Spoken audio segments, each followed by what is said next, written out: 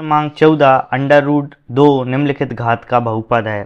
तो under root 2 को ही समझना है पहले। अंडर रूट 2 एक आपका अचर बहुपद है और अचर बहुपद की घात क्या होती है? 0 होती है। लेकिन शून्य बहुपद ये अलग ही होता है। शून्य बहुपद की घात हमेशा आपकी अपरिभाषित रहेगी। तो इस क्वेश्चन को भी याद रखना है कि शून्य बहुपद की घात अपरिभाषित होती है, लेकिन अचर बहुपद की घात क्या होगी? शून्य होगी। अचर में और कौन आ जाएगा? 5 आ जाएगा, 0.1 आ जाएगा, 10, पाई, ये सारे के सारे कौन से हैं? अचर बहुपद कहलाते हैं और अचर बहुपद की घात शून्य होती है। तो ऑप्शन नंबर आपका बी करेक्ट हो जाएगा, 0। तो प्रश्न क्रमांक 15 में क्या दिया हुआ है? 4x की घात 4 प्लस 0x की घात 3 प्लस 0x की घात 5 प्लस 5x प्लस 7 की घात बतानी है। तो ये बहुपद दिया हुआ है। तो बहुपद में हमने सीखा है जो घात होती है कौन सी? चर की अधिकतम घात, वही उसकी बहुपद की घात कहलाती है।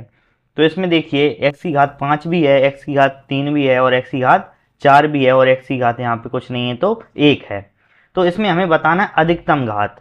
तो यहाँ पे देखिए आप 5 को कंसीडर नहीं करेंगे क्योंकि 0 इंटू एक्स की घात 5 है और 0 का किसी भी संख्या में गुणा होगा तो वो तो 0 आ जाएगा, तो ये पद ही खत्म हो जाएंगे। तो यहाँ पे क्या बचा? x की घात 4 और x की घात 1। तो अधिकतम कौन है? x की घात 4, तो इसकी घात आ जाएगी 4, जो कि ऑप्शन नंबर आपका ए है। प्रश्न क्रमांक 16, इसमें देखिए वही क्वेश्चन पूछा है शून्य बहुपद की घात। तो शून्य बहुपद की घात क्या कहलाती है? अपरिभाषित कहलाती है। तो इसमें डी ऑप्शन सही है, परिभाषित नहीं है। तो आप क्या दिया हुआ है? x बराबर -1 दिया हुआ है और बहुपद दिया है 5x माइनस 4x की घात 2 प्लस 3 की मान बताइए। तो यहाँ पर x है, वहाँ पे -1 रखेंगे तो 5 लिखिए, ब्रैकेट लगाइए, -1 रखिए। इन दोनों के बीच में किसका गुणा चिन्ह होता है? गुणा का चिन्ह होता है। -4 ब्रैकेट चिन्ह लगाइए, -1 की घात 2 लिखिए प्लस 3। फिर क्या करेंगे? 5 का गुणा 1 में करेंगे लेकिन माइनस के 5 आएंगे क्योंकि प्लस माइनस का गुणा करेंगे तो माइनस आएगा। यहाँ पे -4 और 1 का वर्ग करेंगे तो -1 का वर्ग करेंगे तो यहाँ पे +1 आएगा और 1 का गुणा 4 में करेंगे तो ये 4 ही आएगा, प्लस के 3। असमान चिन्ह घटेंगे और समान चिन्ह जुड़ेंगे तो 5 और 4 9 आएंगे, लेकिन किसके? माइनस के और प्लस के 3। -9 और प्लस के 3 असमान चिन्ह घटेंगे, 9 में से 3 जाएंगे तो यहाँ पे 6 बचेंगे। बड़ी संख्या माइनस की थी तो ये आंसर आएगा माइनस का। तो माइनस के 6 आंसर है, जो कि ऑप्शन नंबर आपका ए करेक्ट हो जाएगा। प्रश्न क्रमांक 18 देखिए। प्रश्न क्रमांक 18 में क्या दिया है? px बराबर दिया हुआ है x प्लस के 3। ये px का मान दिया हुआ है और पूछ रहा है px प्लस p माइनस के x की वैल्यू। तो ये तो यहाँ पे वैल्यू दिख रही है हमें px की, लेकिन नेगेटिव की वैल्यू पता नहीं है। तो p ऐसा का ऐसा लिखिए, x की जगह माइनस के x लिखिए। जहाँ जहाँ पर x है वहाँ पर माइनस का x आएगा तो माइनस के x प्लस के 3।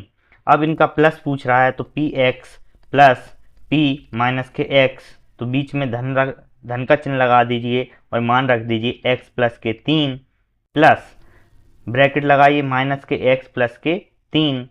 ये x प्लस के 3 प्लस माइनस से माइनस आएगा और माइनस के x और प्लस प्लस का इंटू करेंगे तो प्लस के 3 आएगा। -x से -x कट जाएगा, आंसर आएगा क्या आपका? 3 और 3 6, जो कि ऑप्शन नंबर आपका कौन सा करेक्ट है? डी ऑप्शन करेक्ट हो जाएगा। प्रश्न क्रमांक 19, x की घात 51 प्लस 51 को x प्लस 1 से मान देना है और ये बताना शेषफल क्या आएगा। तो हमें शेषफल फिर में पता होना चाहिए।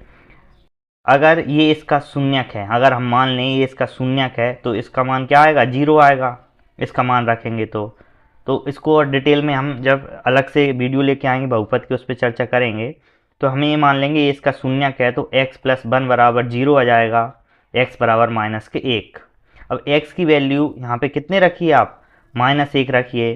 -1 की घात 51 प्लस के 51। अब हम जानते हैं 1 की घात अगर 1 होती है तो आंसर 1 निकल के आता है। 1 की घात अगर 99 है तो भी आंसर 1 निकलेगा, लेकिन ये नेगेटिव का है तो हम जानते हैं यहाँ पे विषम संख्या होगी तो माइनस में आएगा और प्लस संख्या होगी तो और सम संख्या होगी तो आंसर किस में आता? प्लस में आता, लेकिन ये माइनस में है तो -1 प्लस के 51, और 51 में से 1 घटाएंगे तो 50 आएगा। बड़ी संख्या किसकी है? प्लस की, तो आंसर आएगा 50। तो शेषफल आएगा 50, जो कि ऑप्शन नंबर आपका डी करेक्ट है। क्रमांक 20, x प्लस के एक बहुपद 2x² प्लस kx का एक गुणनखंड है। तो वही गुणनखंड है तो शेषफल पर में लग जाएगी। तो x बराबर माइनस का 1 रखेंगे। क्यों? x प्लस 1 बराबर 0 होगा, और माइनस का हो जाएगा, इधर आएगा तो 1। तो x बराबर माइनस का 1, यहाँ पर x है वहाँ पर क्या रख दीजिए? माइनस के 1। तो 2 माइनस 1 की घात 2 प्लस k माइनस के 1। तो हम क्या करेंगे? इसका आंसर क्या जाएगा? 0 आएगा अगर वैल्यू रखेंगे तो। तो 2 1 का स्क्वायर तो गुणा में 1 धन का हो जाएगा। ये माइनस है, ये प्लस है, तो माइनस के बराबर क्या आएगा? 0।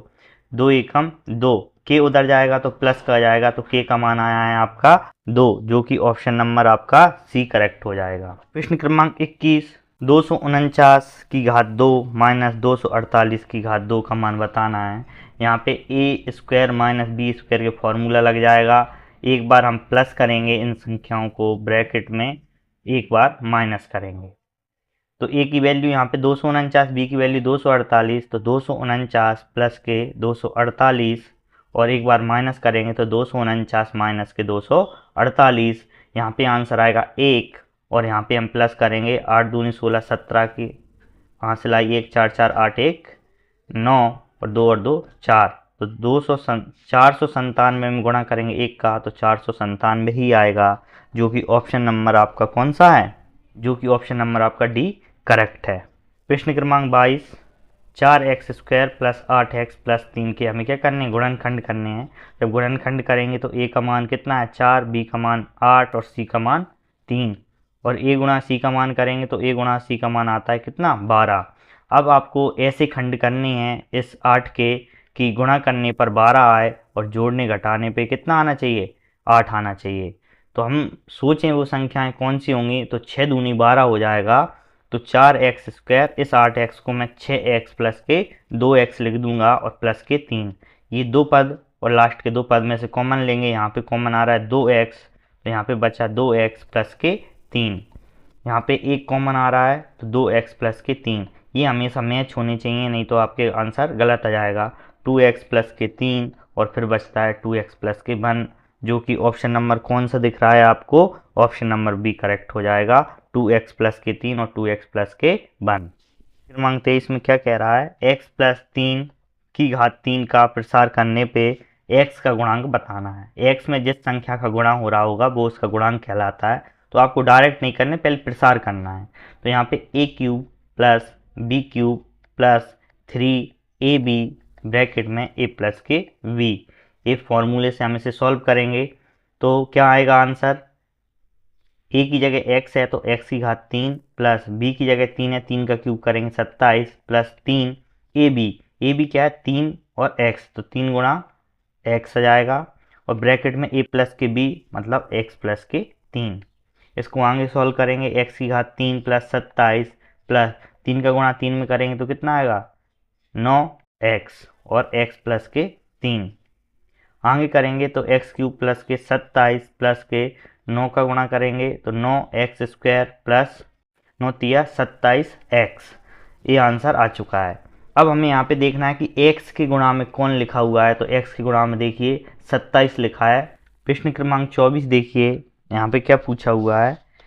a प्लस बी प्लस सी बराबर 0 है तो a³ plus b³ plus c³ का मान बताना है। यहाँ पे ये क्वेश्चन फार्मूला से है, तो जो फार्मूला है उसको लिखते हैं हम। x³ plus y³ plus z³ minus के 3x/z बराबर होता है x plus y plus z, और ब्रैकेट में आता है x² plus y² plus z² minus x/y minus yz minus के zx। तो यहाँ पे क्या बताया है? x और y और z की जगह a b c लिखा हुआ है। तो इस फॉर्मूले में आप देखिए इसका मान क्या दिया हुआ है? 0 दिया हुआ है। a प्लस बी प्लस सी का मान 0, और जब 0 दिया है तो ये पूरी संख्या भी क्या हो जाएगी? 0। तो आंसर बचता है x³ plus y³ plus z³।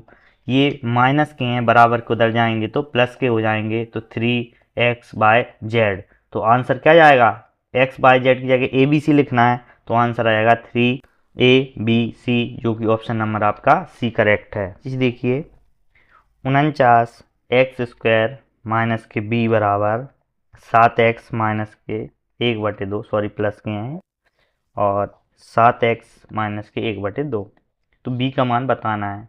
अब ऐसे क्वेश्चनों को बराबर का चिन्ह दिया हुआ है तो हमें तुलना करके सॉल्व करना है, लेकिन इधर दो पद हैं तो इधर भी दो पद होने चाहिए, लेकिन गुणनखंड में। यहाँ पे देखिए गुणा में है ना, तो इधर भी गुणा में होनी चाहिए, लेकिन बीच में माइनस का साइन लगा है, तो इसे हम गुणनखंड करेंगे।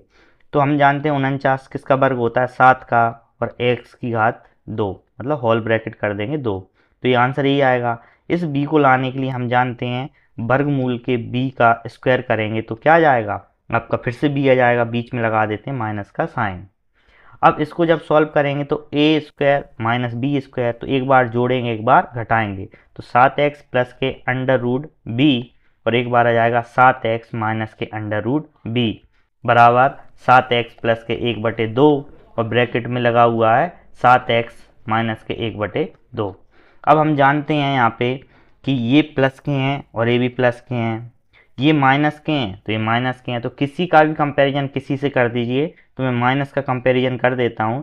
7x माइनस के अंडर रूट b बराबर 7x माइनस के 1/2। देखिए 7x से 7x कैंसिल आउट हो जाएगा, माइनस से माइनस, और b की वैल्यू देखें तो क्या आएगी, अंडर रूट b बराबर 1/2। लेकिन हमें b की वैल्यू बतानी है, तो b का मान आएगा, इधर स्क्वायर करेंगे, वर्गमूल हटाएंगे तो ये स्क्वायर हो जाएगा, 1 का स्क्वायर 1 और 2 का स्क्वायर कितना आएगा 4, तो b का मान है 1/4, जो कि ऑप्शन नंबर आपका सी है। प्रश्न क्रमांक 26 क्या दिया हुआ है, x/y प्लस y/x बराबर माइनस के 1, और हमसे वैल्यू पूछी है x³ माइनस y³ की।